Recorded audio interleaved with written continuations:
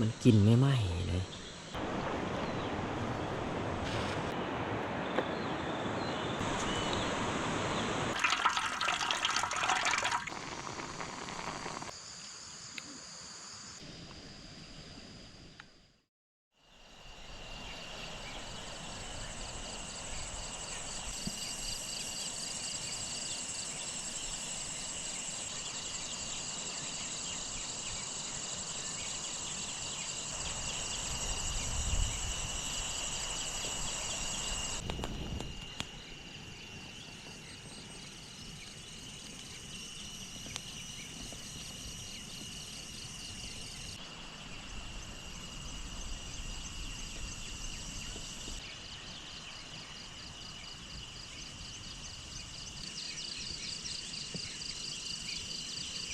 กราบทักทายสบายดีพ่อแม่พี่น้องเบิ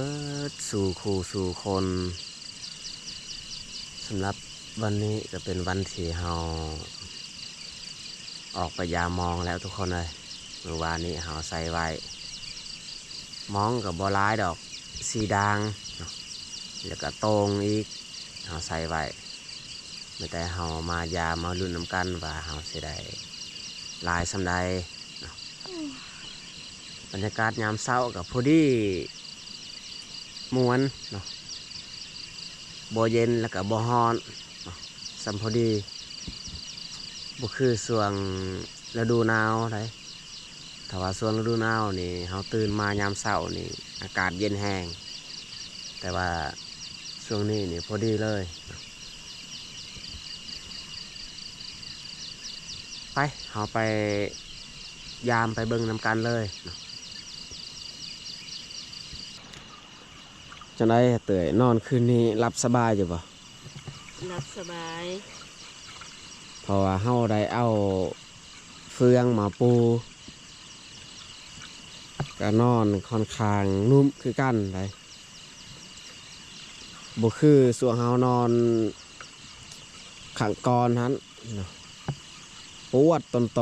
แต่ว่าคืนนี้นี่สบายบ่ปวด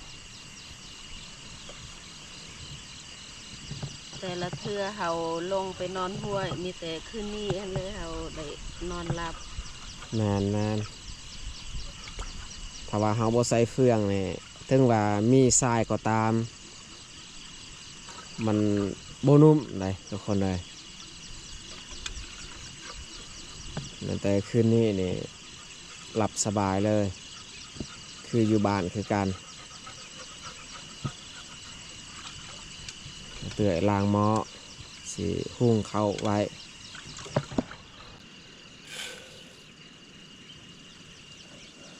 ขับหนึ่งนี่จักจอกเตื่อยหุง2 จอกครึ่ง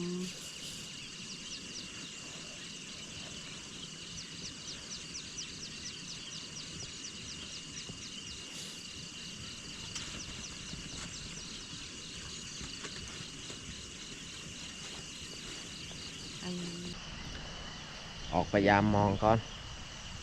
หาเตื่อยเพิ่นหุงข้าว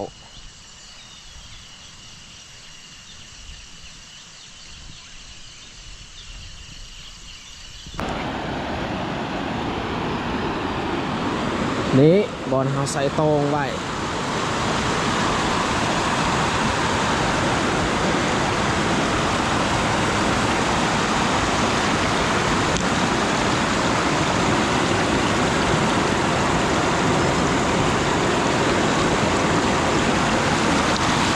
สิมีอยู่บ่ป่าถึกเนี่ย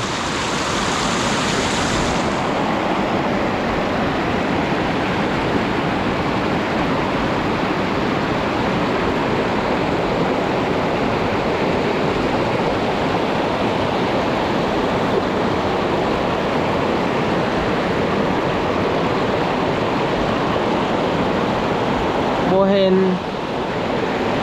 ห็นปลาทุกคนเลยมาแล้วบ่มีป่า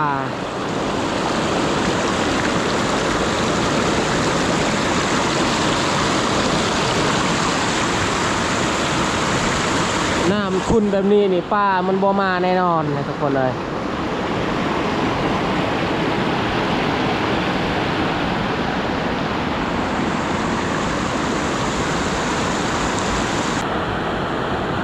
ยามตรงกับโบทึกพ่อโตเมื่อวานนี้เฮาสิใส่บอนนี้แต่ว่ามันบ่ได้น้ำมันไหลแห้งขนาดว่าเฮาใส่หินก้อนใหญ่ก็ยังบ่อยู่เนาะก็เลยเอามาใส่บอนนี้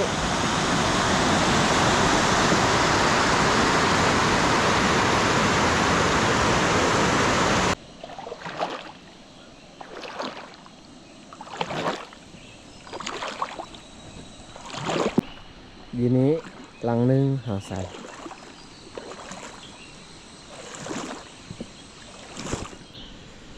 ปลาทุกคนน่าจะแมนกระหอกมากินหมากม่วงปลานี่เห็นปะกระหอกกระแตนี่แหละอันนี้ที่มันล่นลงมาใหม่ๆนี่ตัวมันกินอันนี้ก็ไม่ไหม้มันล่นลง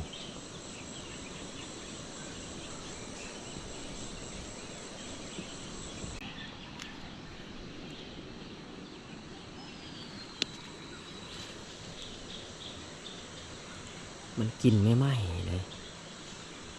น่าจะแมนตอนเสาร์มื้อนี้แหละ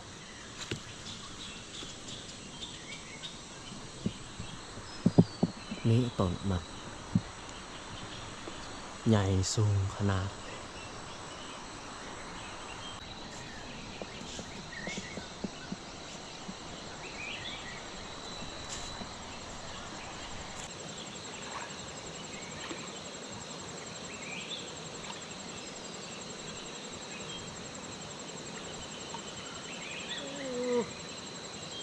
โอ้ไรพอโตก่อนนะ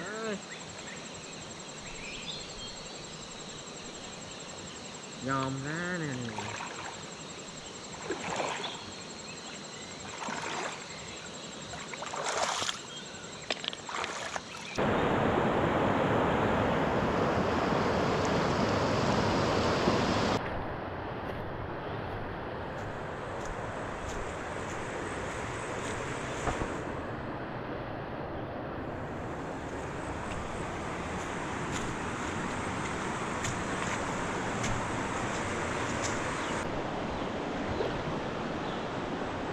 ลุงผลวานแฮวานตั้งแต่เช้า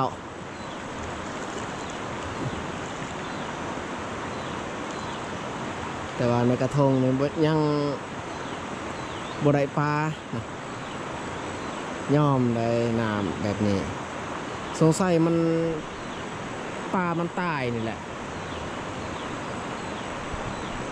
ขนาดเพิ่นนี่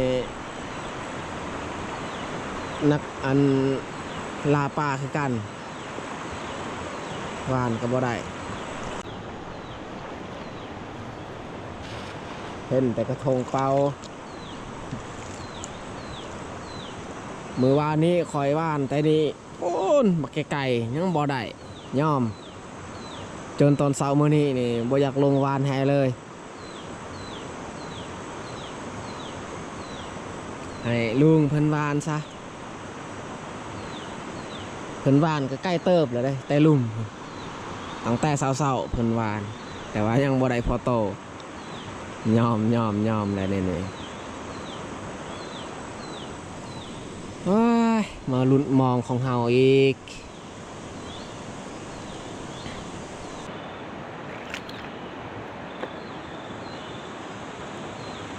โอ้มันค่า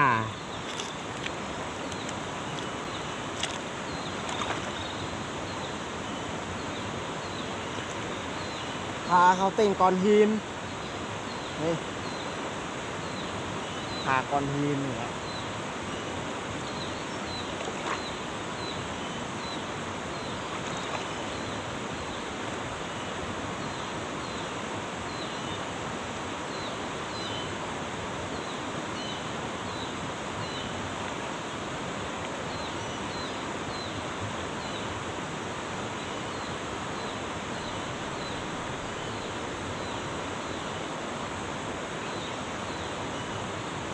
ตัวนึง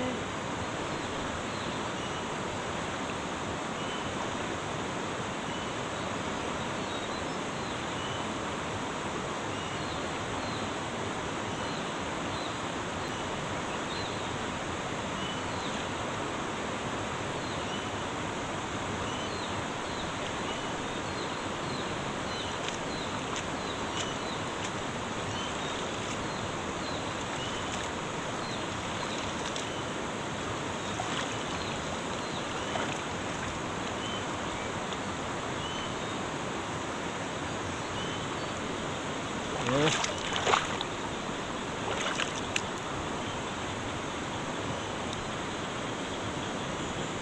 ก2 โตอยู่นี่ด่างอยู่ลุ่มหันด่างทำอิฐนี่บ่ถึกพอโตเลยอยู่นี่ถึก2 โตพอได้มีอาหารอยู่นี่ปลาจาด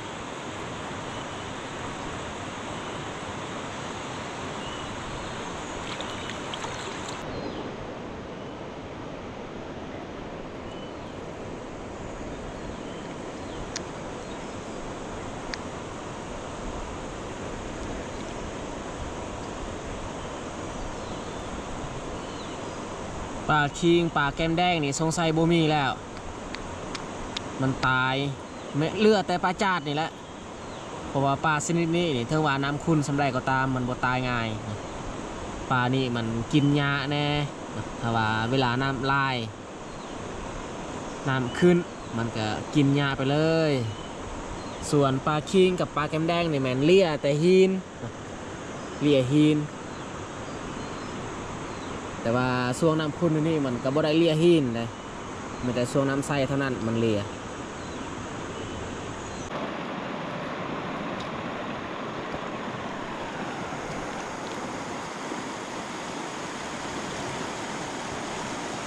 ก็เห็นพอโตอีกแล้วคนเลย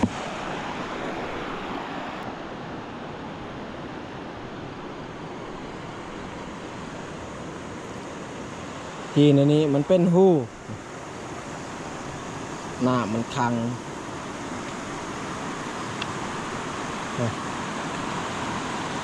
คันว่าหูแบบนี้มีดินอาจจะมีอันนั้นค่ำได้มันเข้าไปอยู่แต่ว่านี่บ่มีดินบ่มีทรายแห่มาทับถม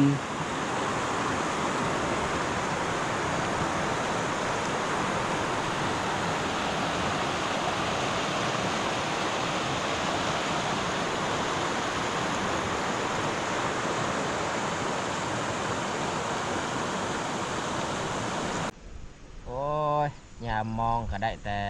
ปลาจาด2 โตมองสีด่างก็ได้แต่2 โตตรงกับบ่ถึกอีกซ้ำโอ้ยหรือว่าใส่หัวน้อยบ่มันถึกใส่หัวใหญ่นี่มันบ่ถึกอีหลี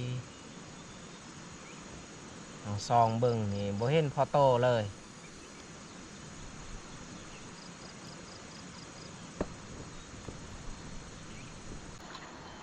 มาล่างพักล่างปลาอยู่นี้แต่ว่าเราบ่ได้ตักน้ำมันนี่ไปใส่เพราะว่าน้ำมันนี่มีชนิดโตสีเหลืองๆนี้ลายขนาดไม่แต่เราล่างเท่านั้น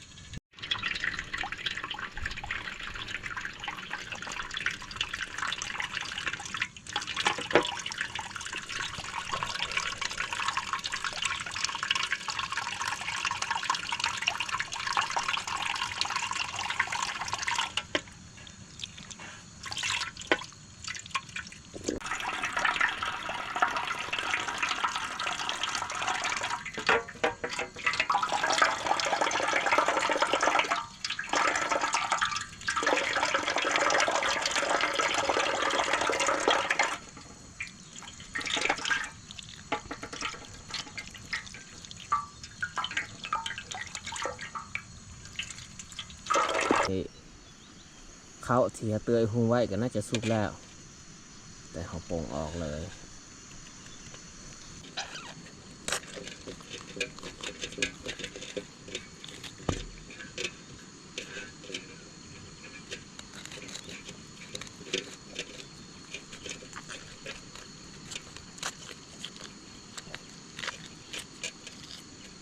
ผ้าก็บ่ได้พ่นแล้ว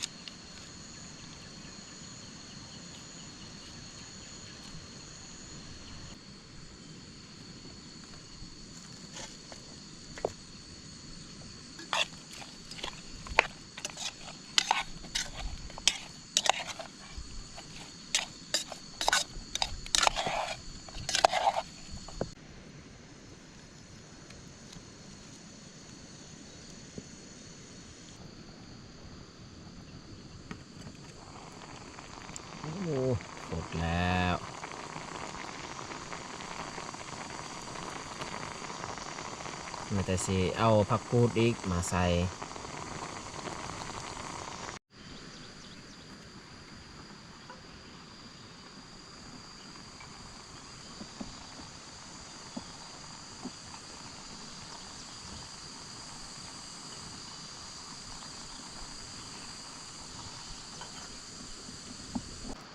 เมื่อของกินสุกนี่เราสิต้มน้ำเลยปรุงออกเลยของกินน่าจะสุกแล้วค้างไว้เตากาน้ำอีกน้ำที่เราต้มมื้อวานนี้นี่เรากินเบิดแล้วตอนเช้าวันนี้ต้มใหม่เหลือน้อยนึงเราให้ใส่กระตุกสำหรับเรากินตอนเช้านี่แหละ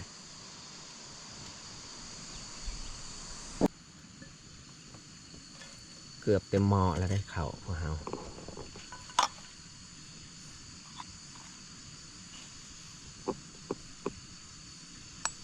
ของกินนี่ยังหอนอยู่ข้าวนี่ก็อุ่นเนาะ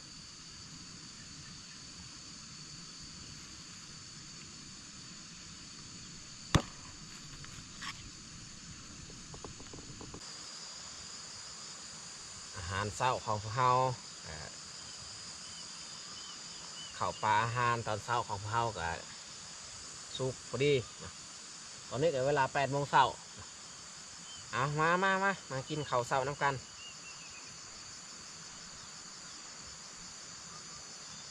ลืมจะมาเอาหมดวันนี้ตักคนตอนมาดูเดี๋ยวเลย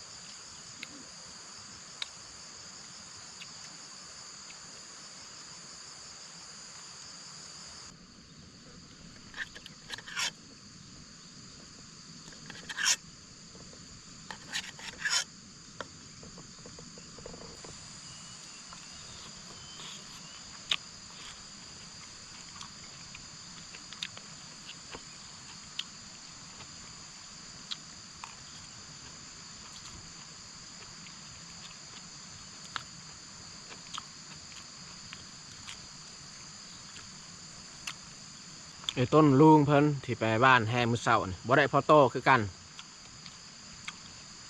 แต่ว่าของเพิ่นหันแค่แน่มือวานนี้อีกลูกเคยเพิ่นได้เครียดเพิ่นเป็นยังถ้าว่าไม่แต่เพิ่นไปบ้านแฮนี่บ่ได้กินอีหยัง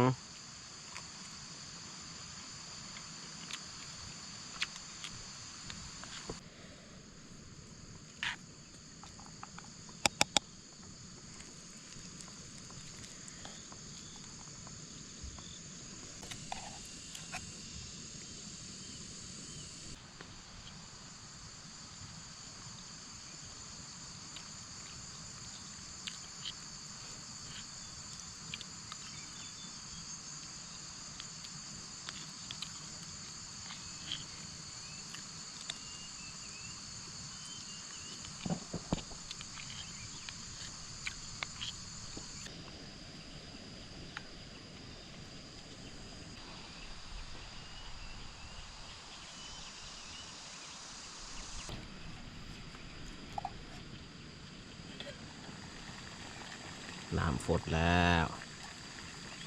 ผู้ที่เฮากินข้าวเช้าแล้วน้ำก็ฝด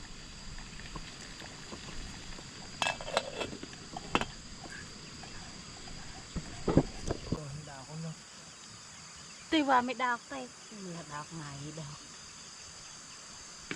กขนาดนั้น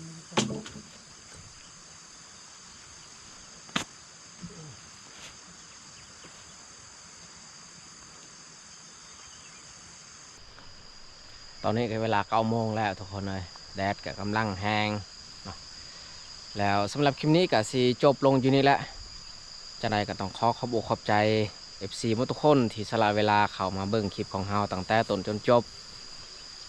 แล้วก็สุดท้ายนี้นี่อยากจะใส่พรให้ FC หมดทุกคนจงมีสุขภาพแข็งแรงอย่าเจ็บอย่าจนเฮ็ดอิหยังก็ขอให้เจริญก้าวหน้าปรารถนาสิ่งใดก็ขอให้สมหวังทุกประการแล้วที่สำคัญก็ขอให้มีความสุขตลอดชีวิตจังใดก็ขอขอบใจหลายๆบายบายเหมือนแต่ทุกคนติดตามเบิ่งในคลิปต่อๆไปว่าเฮาสิดำเนินแบบใดต่อเนาะเพราะว่าเรื่องอนาคตเฮายังบ่ทันรู้